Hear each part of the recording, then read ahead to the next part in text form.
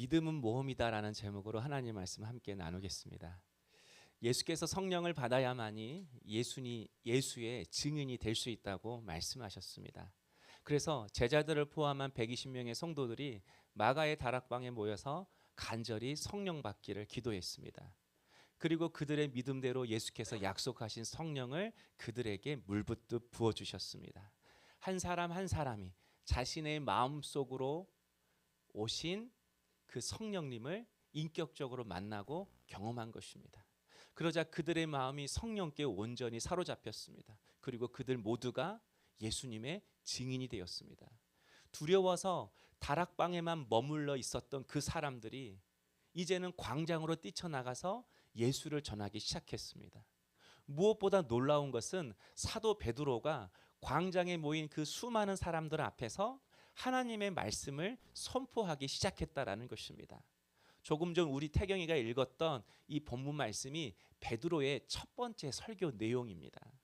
베드로의 설교를 살펴보면 설교의 핵심이 오직 하나, 예수님입니다. 베드로가 예수님에 대해서 세 가지에 대해 말씀하고 있는데요. 첫 번째 내용은 나사렛 예수가 십자가에 못 박혀 죽으셨다. 23절이죠. 너희가 법 없는 자들의 손을 빌려 못 박아 죽였으니. 두 번째 베드로의 설교 내용은 십자가에서 죽은 그 예수가 다시 살아나셨다입니다. 24절이죠. 이는 그가 사망에 매여 있을 수 없습니다. 마지막 세 번째 내용은 그 예수가 바로 우리의 구원자이시다. 36절이죠. 너희가 십자가에 못 박은 이 예수를 하나님이 주와 그리스도가 되게 하셨느니라. 이렇게 베드로는 예수님을 세 가지로 설명했습니다. 예수님이 십자가에 죽으셨다, 그분이 다시 살아나셨다, 그리고 그 예수가 우리의 구원자가 되신다. 여러분, 이유가 뭐죠? 베드로가 왜 이 예수님에 대해서만 이야기를 한 거죠? 바로 이것이 모든 사람이 듣고 믿고 고백해야 할 복음이기 때문에 그렇습니다.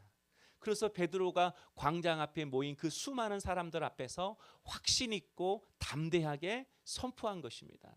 그런데 여러분, 지금 이렇게 예수를 담대하게 전하고 있는 베드로는 이렇게 설교할 자격이 없는 사람입니다. 이렇게 설교할 믿음도 없는 사람이었습니다. 과거 예수님이 십자가 지실 때 예수를 모른다고 3번이나 부인했던 사람이 바로 이 베드로였습니다. 예수님을 3번째 부인할 때에는 예수를 단지 모른다 그렇게 하지 않고 주님을 저주까지 했습니다. 그런 베드로가 지금은 예수가 나의 구원자가 되신다고 지금 담대하게 선포하고 있습니다.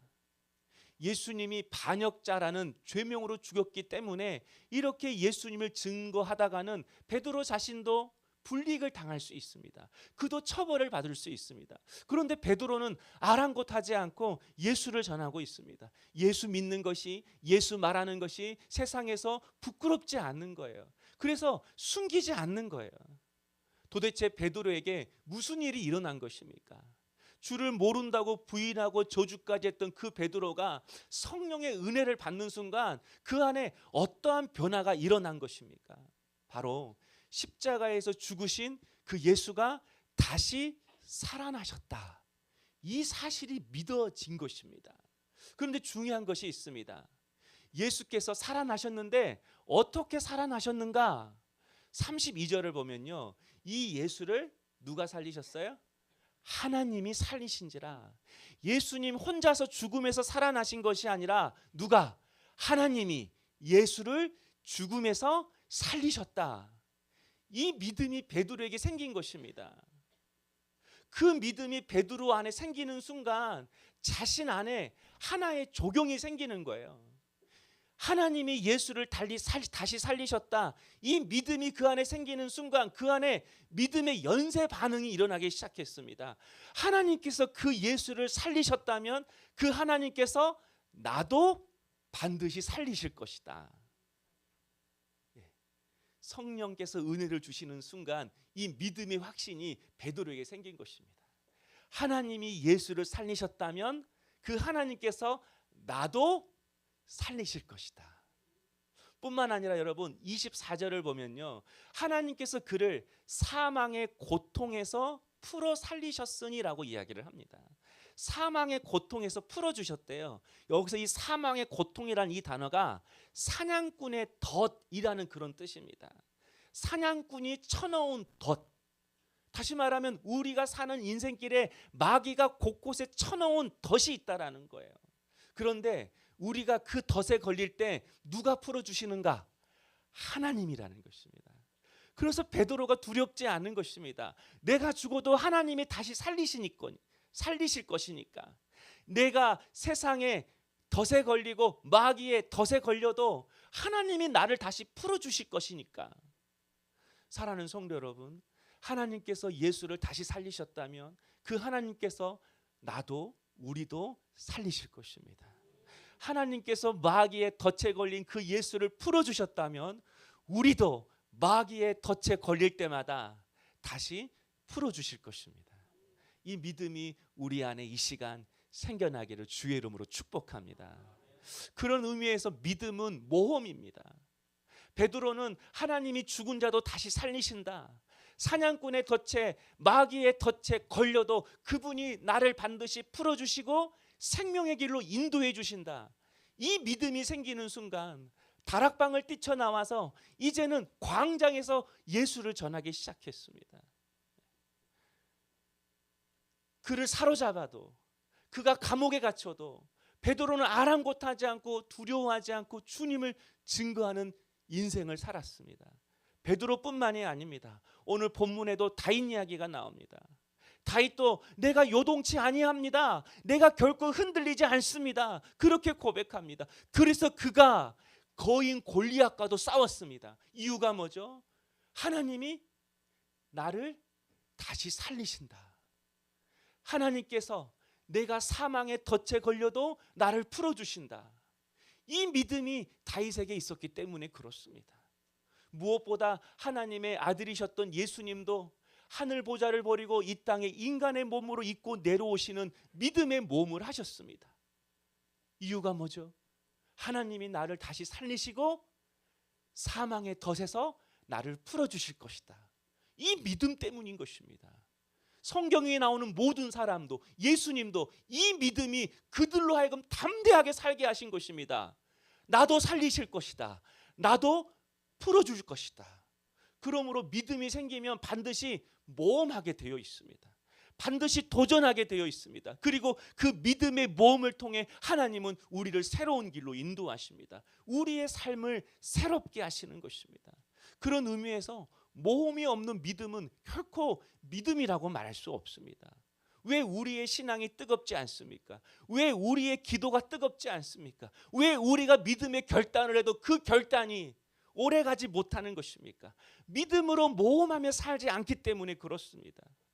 예배 시간에는 위로받고 예배 시간에만 은혜 받고 기도 응답만 받으려고 하지 세상에서 믿음으로 살려고 하지 않습니다. 주를 위해 내가 담대한 일을 하려고 하지 않습니다. 믿음의 방패를 써서 마귀의 유혹을 이겨보려고 하지 않습니다. 말씀의 칼로 지금 자신이 품고 있는 이 생각과 마음의 생각이 하나님 보시기에 합당한 것인지 분별하려고 하지 않습니다. 신앙의 용어들만 거창하게 쏟아내지 신앙인처럼 정직하게 살지 않습니다. 제 방에 에어컨이 자주 이렇게 전원이 나갔습니다. 이를 알고 보니까 새로운 에어컨은 새로운 전선을 깔아야 합니다. 그런데 에어컨 하시는 분이 눈에 보이는 데는 새로운 전선을 깔고 눈에 보이지 않는 천장에는 옛날에 천장에서 굴러다니는 전선 연결시킨 것입니다. 그 사람 예수 믿는 사람이었습니다. 예수 믿었기 때문에 그 사람 리모델링 할 때 우리가 부탁했습니다. 그러나 눈에 보이는 데는 새로운 전선, 눈에 보이지 않는 천장에는 옛날 전선 엮어서 새 에어컨 달았다고 나한테 이야기했습니다. 그게 예수 믿는 사람들의 지금 모습인 것입니다. 학연, 지연 모든 인명을 동원해서 계약하고 일하려고 하지 기도하지는 않습니다. 대우만 받으려고 하지 누군가를 섬기거나 화날 때 참아보려고 하지 않습니다. 고난이 오면 믿음으로 버텨보려고 하지 않습니다. 여러분, 종이 호랑이가 무섭습니까? 종이 호랑이 아무리 그림에 호랑이를 싸납게 그려도 그 호랑이 무서워하지 않습니다. 그냥 내가 찢어버립니다. 여러분, 우리 그리스도인이 종이 그리스도인의 군사처럼 돼버렸습니다. 마귀가 무서워하지 않습니다. 세상 사람들이 우리를 보고 놀라워하지 않습니다. 말씀을 통해 하나님의 뜻을 알고 찾아가고 그 뜻에 자신의 삶을 던지려고 하기보다는 세상 정보를 통해서 자신의 인생길을 찾아가려고 합니다. 왜 우리가 이 시대에 두려움이 많은 것입니까? 너무나도 많은 정보를 공유하며 살기 때문에 그렇습니다. 맨날 카톡으로 정보 공유하죠. 건강 정보. 그러니까 매일매일 걱정하며 사는 것입니다. 맨날 간톡으로 주식 공유하며 살아가니까, 주식 정보 공유하니까 매일매일 돈 걱정, 돈 욕심에 붙들려 살아갑니다. 매일매일 인스타로 남의 정보 자꾸 공유하니까 맨날 흔적 인생 살아갑니다. 누가 좋은 찻집 가면 나도 그 찻집 가서 사진 찍고, 누가 좋은 호텔 가면 나도 그 호텔 가서 욕조에 누워서 사진 찍고, 누가 좋은 데 여행 가면 인생샷이라고 나도 가서 거기서 인생 인증샷 찍고 옵니다. 인스타에 나오는 그 사람의 흔적 따라서 내가 살아가는 것입니다. 그리스도인은 그리스도인의 길을 따라가는 사람인 것입니다. 우리 안에 고난의 흔적, 예수의 흔적이 있어야 하는 것입니다. 그런데 우리는 예수의 흔적은 따라 살아가지 않고 맨날 남의 사람, 남의 꿈, 남이 가지고 있는 그 흔적을 내가 찾아서 따라가는 그런 흔적 인생 살아갑니다. 세상의 정보는 다 공유하려고 하지만 믿음은 공유하려고 하지 않습니다. 하나님 나도 살리신다. 하나님 나도 풀어주신다. 세상이 주는 정보 때문에 자기 형편은 너무나도 잘 압니다. 그런데 자기 믿음의 형편은 모릅니다. 하나님이 어떤 분이신지, 그분의 위대함, 그분의 능력, 그분의 지혜는 얼마나 위대하신지 하나님의 형편을 모릅니다. 그래서 믿음 없이 사는 것입니다. 세상 정보로 내가 금수저냐, 은수저냐, 흙수저냐, 자기 자신에 대해서는 철저하게 압니다. 그러나 하나님을 믿고 살아가는 그리스도인의 능력이 얼마나 위대한지를 알지를 못합니다. 요한일서 1장 5절에 세상을 이기는 승리는 이것이니, 세상을 이기는 승리는 이것이니 우리의 믿음이니라. 세상을 이기는 것은 그 어떤 것도 아니래요. 우리의 믿음이래요. 그런데 하나님이 죽은 자도 다시 살리신다. 내가 사망의 덫에 걸려도 나를 풀어주실 분은 하나님이시다. 이 믿음이 없이 살아가니까 맨날 지고 살아가는 것입니다. 맨날 덫에 걸려 살아가는 것입니다. 그러므로 사랑하는 성도 여러분, 여러분이 새로운 인생길을 살려면, 새로운 변화를 찾아오려면 믿음을 가지셔야 합니다. 믿음이 없이 기도하니까 기도하면서도 두려워하고 염려하는 것입니다. 믿음 없이 사니까 여전히 나태하고 게으르며 살아가는 것입니다. 주식 정보 보는 것만큼 여러분 성경 보면 믿음 생길 것입니다. 믿음이 없으니까 정보에 끌려다닙니다. 사람 말에 끌려다닙니다. 그래서 여러분 그 어떤 것이 아니라 믿음이 먼저 내게 와야 합니다. 믿음이 먼저 내게 쌓여져야 합니다. 그래야 하나님이 믿어지고 하나님의 뜻이 깨달아지고 그 뜻이 세상 쪽으로는 불가능해 보인다 할지라도 믿음으로 모험하고 도전하게 되어 있는 것입니다. 그래서 우리가 성령의 은혜를 구하는 것입니다. 하나님의 은혜를 구하는 것입니다. 성령의 은혜가 임해야만이 하나님께서 죽은 자도 다시 살리신다. 모든 사망의 덫에서 나를 풀어주신다. 이것이 믿어지니까. 그리고 그 믿음이 생기면 믿음의 모험을 하게 되니까. 오늘 이 시간 우리에게 성령의 은혜가 부어지기를 소망합니다. 그래서 예수를 살리신 하나님이 나도 살리신다. 예수를 이끄신 생명의 길로 인도하신 그 하나님이 나도 내 인생길로 인도하신다. 이 믿음으로 믿음의 모험을 하는 우리 성도님 될 수 있기를 원합니다. 우리의 청년들, 우리의 사랑하는 자녀 될 수 있기를 주의 이름으로 축복합니다.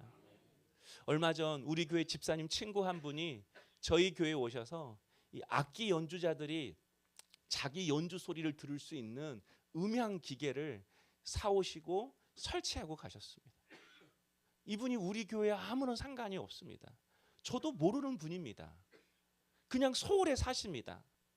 그리고 큰 돈을 쉽게 쓸 수 있는 그런 부자도 아닙니다. 그냥 아주 평범한 30대 후반의 가정을 가진 직장인입니다. 그런데 이분에게 한 가지 꿈이 있습니다. 저희처럼 개척교회들에게 음향기계를 사서 도움을 주는 것입니다. 그래서 이분이 1년 동안 월급을 타면 돈을 모았습니다. 그래서 그 모은 돈으로 이번에 음향기기를 사온 것입니다. 수많은 교회가 있었을 텐데 그 은혜를 우리 교회에 베풀어 주셨습니다. 하나님께서는 이름도 없이 빛도 없이 묵묵하게 믿음의 모험을 하며 살아가는 이 무명의 성도들을 통해서 7주년을 맞이하는 저희 교회에게 선물을 주셨습니다. 저에게 이분의 섬김은 다시금 이제까지 우리가 걸어온 길을 기억나게 하셨습니다. 영상을 보셨다시피 저희 가족으로 교회가 시작되었습니다. 그런데 2016년 1월 16일 창립 예배를 드리고 난 이후 수요 예배, 금요 기도회, 주일 예배 한 번도 빠짐없이 모든 예배를 다 드렸습니다. 등록은 안 하셨지만 매주 한두 명이라도 하나님이 예배자를 보내주셨습니다. 그 밖에도 까마귀가 엘리야 선지자를 먹였던 것처럼 무명의 까마귀 성도들을 통해서 저희 가족을 먹이셨습니다. 저희 교회를 세우셨습니다. 또 우리 교회는 큰 간판이 없습니다. 이렇게 옆으로 세운 간판은 이쪽 길에서는 불법이거든요. 다 눕혀서 세워야 되거든요. 그래서 큰 간판이 없습니다. 그런데 한 분 한 분이 오시기 시작했습니다. 그리고 그분들이 지금은 각자의 주어진 자리에서 교회를 세워가고 있습니다.